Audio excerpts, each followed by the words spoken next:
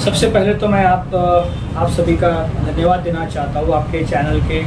सभी हमारे दर्शकों का स्वागत करता हूँ, धन्यवाद देता हूँ कि आप हमारे तक पहुँचे। मैं टेकराज उर्फ विक्की शिवराम बेलखोड़े, मैंने नागपुर लोकसभा 10 प्रत्यक्ष के तौर पर नामांकन दर्ज किया है और मैं बहुजन मुक्ति पार्टी का पुरस्कृत उम्मीदवार हूँ। इसका चुनाव चिन्ह खटिया है और हम इस लोकसभा क्षेत्र के चुनाव में इसीलिए खड़े हैं कि हम विशेष मुद्दों को लेकर हम इस चुनाव में लड़ेंगे। जिस प्रकार से हमारा पहला मुद्दा है कि बढ़ती हुई जो बेरोजगारी है देश में, यह बेरोजगारी युवाओं को एक आत्महत्या के लिए प्रेरित करने वाली बेरोजगारी आज वर्तमान में हमारे सामने नजर आ रही है, एक मुद्दा है। दूसरा हमारा जो मुद्दा है सर, कि आज वर्तमान में काफी महंगाई बढ़ रही है और महंगाई बढ़ने के कारण जो गरीबों के जेब है, वो गरीबों की जेब काटने का काम विविध प्रकार के टैक्स के माध्यम से सरकार निर्माण कर रही है, जिससे एक बड़ा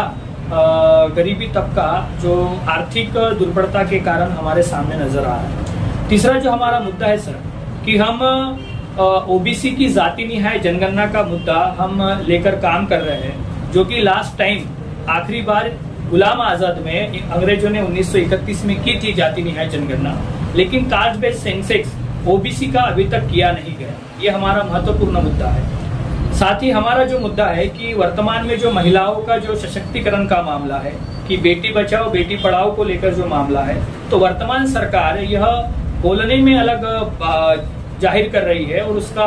अगर ग्राउंड लेवल पर अगर देखा जाए तो वह हमें अलग उसका चित्र दिख रहा है। तो यह सारे मुद्दे हैं। इसके अलावा हम 15 मुद्दों को लेकर, बेसिक मुद्दों को लेकर मैदान में उतरे हुए हैं। सबसे पहली बात है कि जो सरकारी कंपनियां हैं, जो सरकार ने एलपीजी के कारण, लाइब्रेराइजेशन, प्राइवेटाइजेशन और ग्लोबलाइजेशन के कारण जो सरकारी कंपनियों को, उद्योगपतियों के लगभग 300 से अधिक कंपनियों को, उद्योगपतियों को बेच दी, जिसके कारण जितनी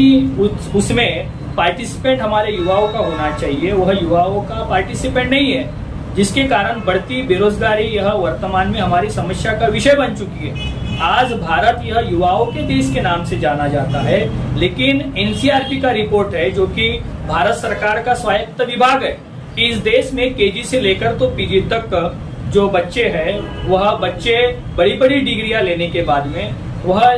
बेरोजगारी की जैसी समस्या के कारण आत्महत्या कर रहे हैं, जिसमें लगभग प्रतिदिन 38 सुशिक्षित युवा बेरोजगारी की समस्या के कारण आत्महत्या कर रहे हैं। तो इसका हमने जब अध्ययन किया तो यह बात पता लगी कि सरकार ने बड़ी मात्रा में जो निजीकरण किया गया है, वो निजीकरण के कारण ही बेरोजगारी का निर्माण हुआ है। अगर हम सरकार में आते हैं और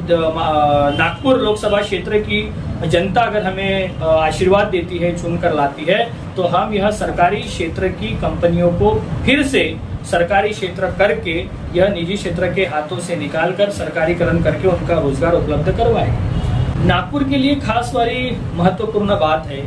कि यहाँ से 2 बार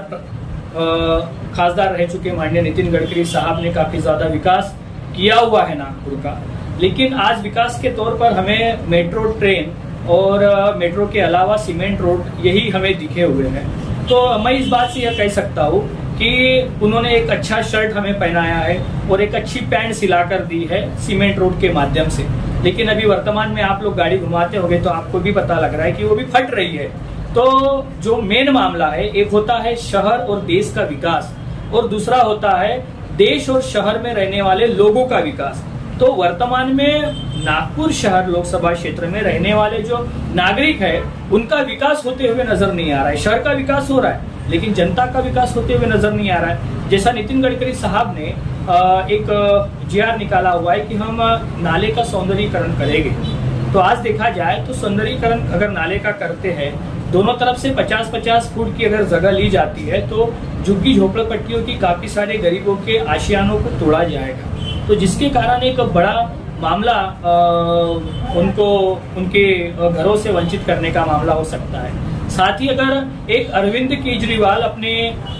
दिल्ली में अगर इलेक्ट्रिसिटी को फ्री कर सकता है, तो क्यों ना हमारे नागपुर में इलेक्ट्रिसिटी फ्री होनी चाहिए। क्यों ऐसा? तो नागपुर सिटी में, नागपुर शहर में जो बिजली निर्मित होती है वह पश्चिम महाराष्ट्र में जाती है और पश्चिम महाराष्ट्र में जो बड़े बड़े उद्योग जो कारखाने निर्माण हो रहे हैं, यहाँ से सप्लाई करने के बाद में उनके कारखानों का जो यूनिट बिल है वो कम होता है और नागपुर शहर के लोगों को ही उस यूनिट बिल का ज्यादा राशि में पे करना होता है। तो यह काफी गंभीर मामला है। और वर्तमान में अगर हम देखेंगे तो वर्तमान में काफी समस्या युवाओं के, बेरोजगारों की नागपुर में भी दिख रही है। और सबसे बड़ा मुद्दा यह है कि नितिन गडकरी जी केंद्रीय मंत्री और महाराष्ट्र के उप मुख्यमंत्री ही नहीं तो वह गृह मंत्री खुद है माननीय देवेंद्र फडणवीस जी,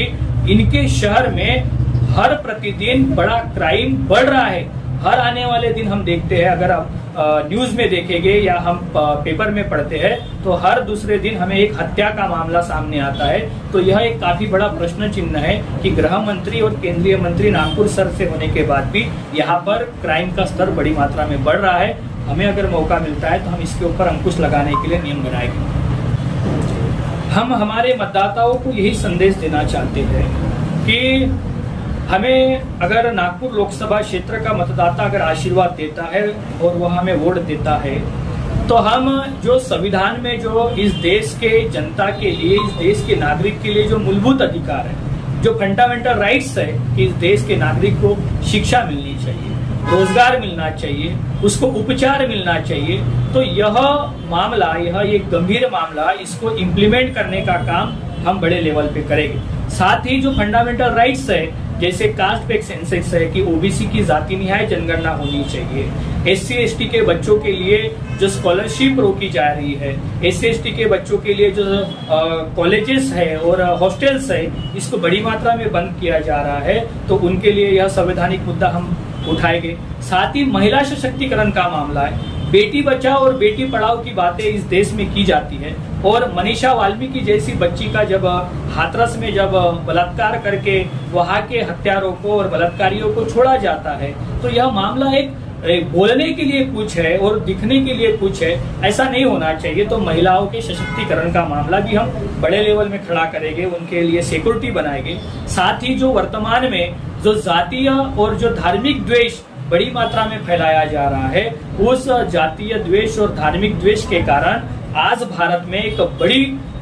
बड़ी मतभेदों की खाई निर्माण आ रही है। इंसान के साथ में जाति और धर्म के आधार पर भेदभाव कर रहा है। आपको पता होगा कि 8वीं क्लास का बच्चा पानी पीने के लिए मटके पर गया तो उसके शिक्षक ने उसकी हत्या कर दी, उसको मारा। तो यह मामला एक बताने के लिए कुछ है, करने के लिए कुछ है। तो हम अगर चुनकर आते हैं, हमें अगर जनता अगर आशीर्वाद देती है तो हम इस देश में समता, स्वतंत्रता, बंधुत्वता और न्याय प्रस्थापित करने के लिए संसद में आवाज उठाएंगे और उसके लिए काम करेंगे।